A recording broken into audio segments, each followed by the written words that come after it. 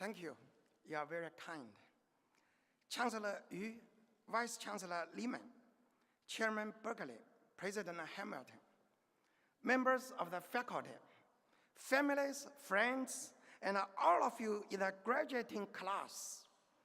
What a privilege to join in this wonderful occasion and to celebrate your great achievement.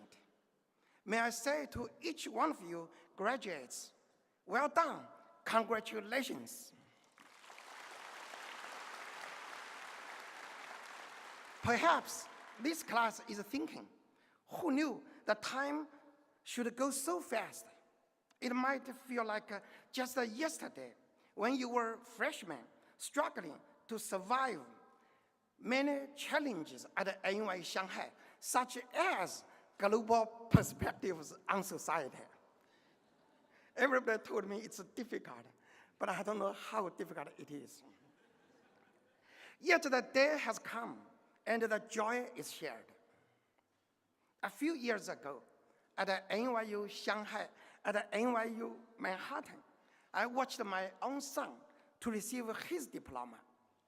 In a way, every mother and father here will understand.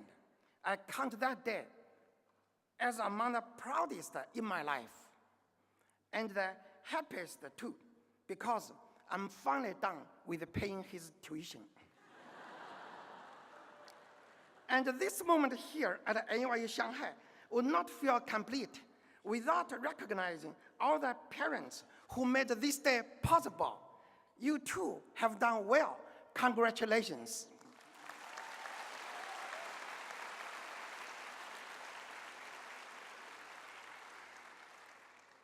Chancellor Yu has honored me today with this medal, and I'm deeply grateful. If this distinction is earned by an active belief in the values of NYU Shanghai, that is a compliment I gladly accept.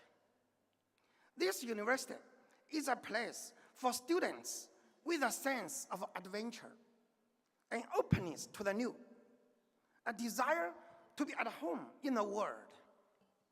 That surely describes every person graduating today. Otherwise, you would not have come here at all. In a fine motto of NYU Shanghai, you have made the world your major. And the best part is that when the world is your major, the course of discovery never ends. The complimentary words you have heard about my professional attainments leave me, I confess, a little embarrassed. Happily for me, the introduction focused on my career's high points. Honesty requires me to note that the story is not quite as impressive as it might sound. Let's just say that whatever success I have today, it has not been a straight path. Yours, I hope, will be more direct than mine, and maybe faster too. But if your career does take a few unexpected turns, even unwelcome ones, my advice is not to worry. Like many of you, I dreamed of studying abroad. Only my journey took me all the way to Canada. My great ambition at the time was to become a famous musician. It was not to be, but you have to give me credit for aiming high.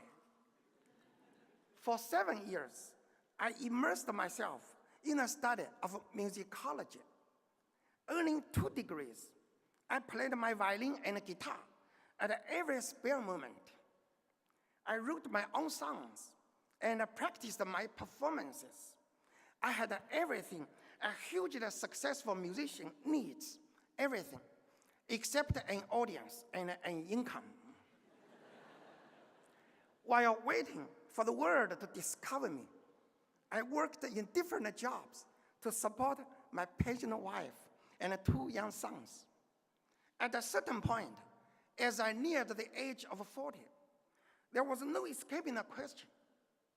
If the whole plan was to become a music sensation in China, what was I doing delivering pizzas in Canada. By 1996, I was back in China in the early stages of New Oriental. My new job was to help Chinese students to go abroad for higher education. I was doing fine, but I kept thinking that I was a failed musician doing an irrelevant job.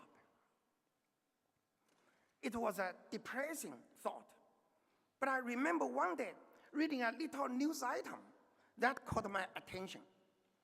The story was about two American lawyers who became famous by winning a very high profile court case.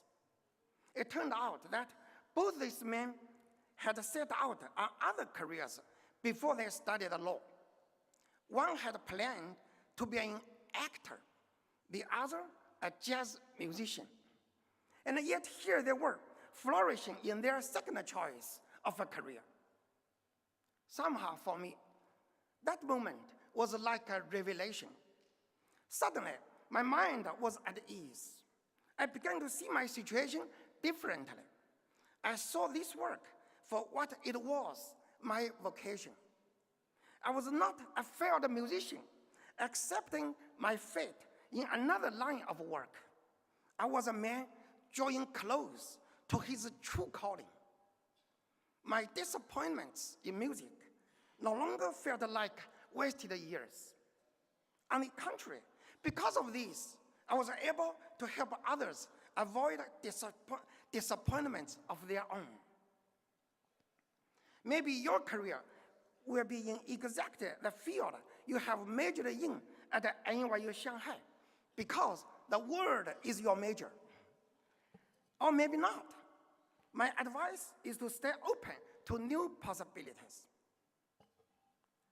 However far they might be from the original plan, you can always be confident that your time here has set you on a very solid foundation.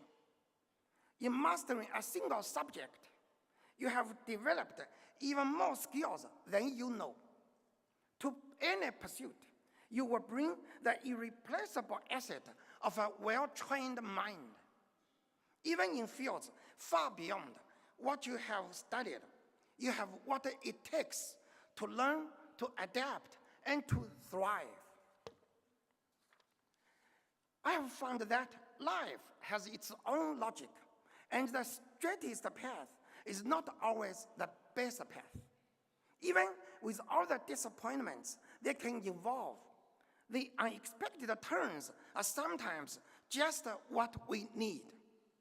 Disappointments, in fact, have been my true teachers, as unwelcome as they were in my career. I see now that they did not postpone success. Rather, they prepared the way. It was much the same with an ambition I cherished when I was your age. I remember the very moment when the idea first came to me.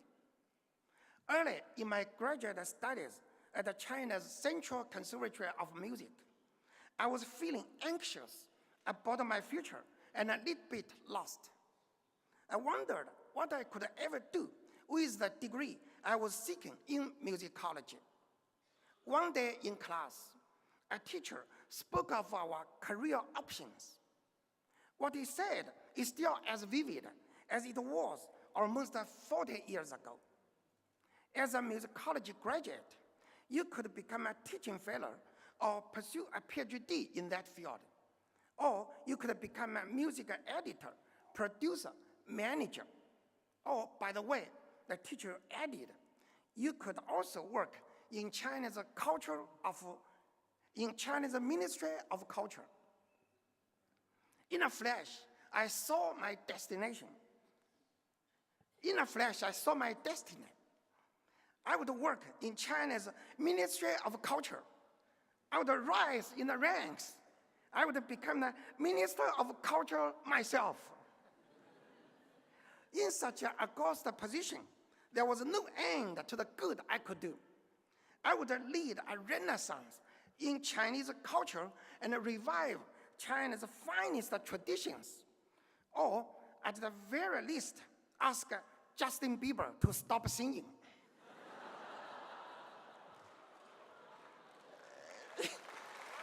Thanks.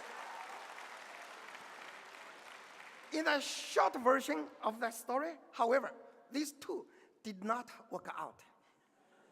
As you know, from the Chancellor's introduction, my biography does not include any high governmental post.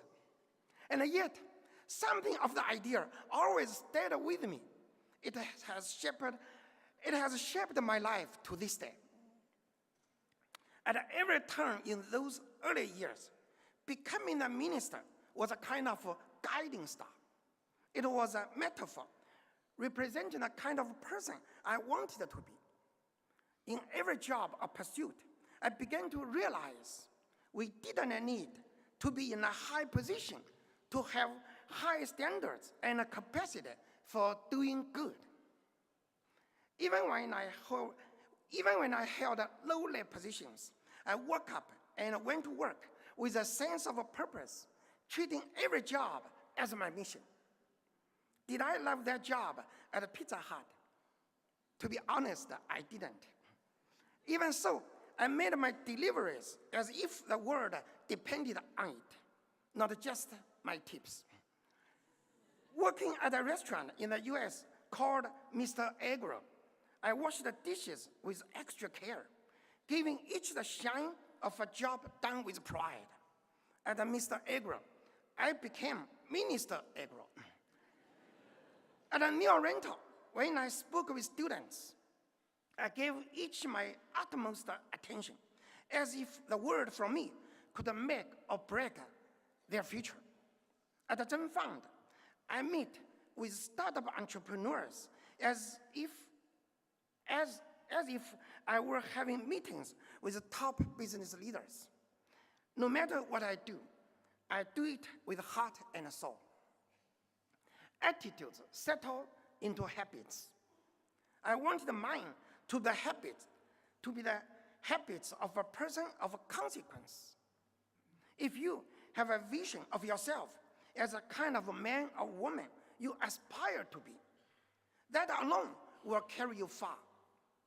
Think less about finding that ideal job and more about making yourself the ideal person. When that is your outlook, opportunity, I promise, has a way of finding you. I know this because it happened to me. I made an impractical choice in my college major. I never reached my original dream job. But in due time, good things followed. And best of all, in pursuing my own success, I found meaning and happiness in helping others to find theirs. What dream career could be better than one you have designed yourself? That's the great chance that came to me. At a new rental, I made it my business to find talented young people and clear away obstacles to their advancement. And now at ZhenFund, I help young entrepreneurs turn ideas into enterprises, sometimes with amazing results. Sometimes it's amazing how quickly they vanish. And sometimes it's amazing how quickly they grow big. 12 years as an angel investor can change your way of thinking. So you will understand why, looking out on this graduating class, I see 300 also potential startups. And this brings to mind one last suggestion before you collect your degree and go your way. Two things every startup needs are good timing and smart decisions. You showed excellent timing in the year of your birth, which makes you young adults in an era like no other that China has seen. This ancient culture is stirring with a youthful vigor that no one could have imagined before. And each one of you decided to attend NYU Shanghai at this golden moment as China becomes a startup nation.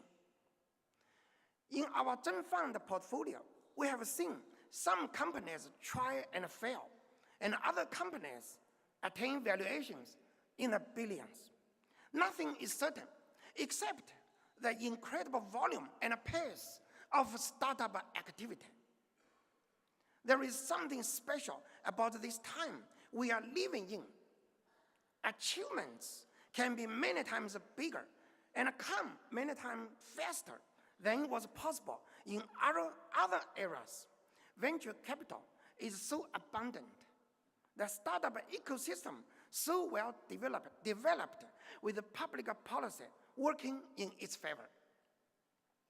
Sound exciting? Actually, for some, it might just confuse the picture as you wonder what comes next after your time here. The startup wave in China and beyond brings all kinds of new choices for you to think over. That's a great thing, but it can add stress and complexity to each choice we make. Do you take the traditional path of going to a corporation with a big, well-established name and begin moving up the ladder? Or do you make your way in a far less certain but more adventurous world of fledgling companies?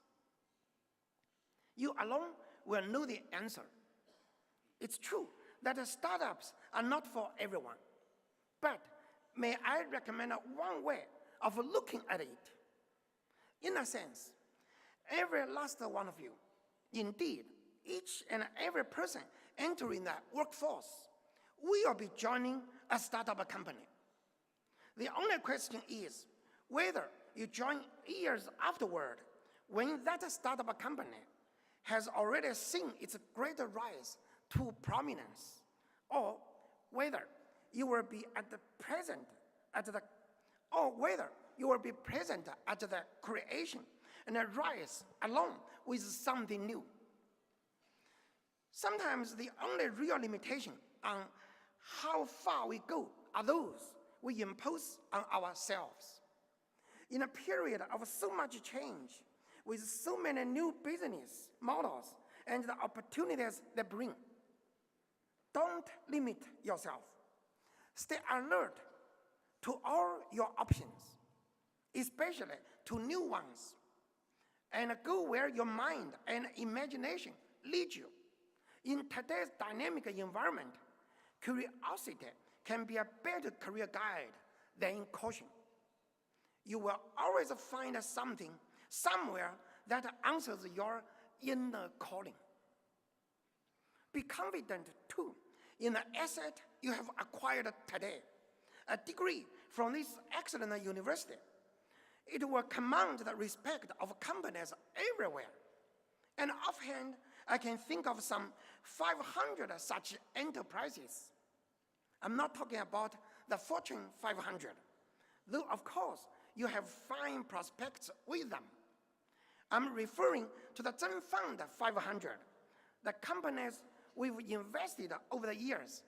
They all need young men and women exactly like you. And here is even better news.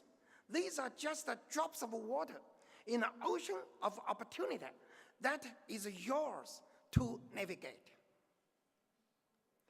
I have met so many people who have turned away from conventional thinking and dared to try something original, different, and difficult. Some of them abandoned one career to go another direction, led by an inner light. Sometimes they have succeeded, sometimes they have failed. But no matter the result, I can tell you this: the future belongs to those who live safe paths and embrace the new. And the happiest people are those who strive in doing what they are called to do. I have never met anyone who regretted following their heart. Happiness, after all, is the return we are all really seeking in the career and in life. And speaking for everyone in this audience, that is our great wish for each of you. May your time here mark only the beginning of adventure and fulfillment.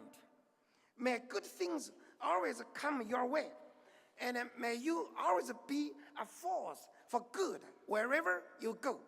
With enormous pride in the NYU Shanghai class of 2018, we send you off today, and in all things, we wish you well. Thank you.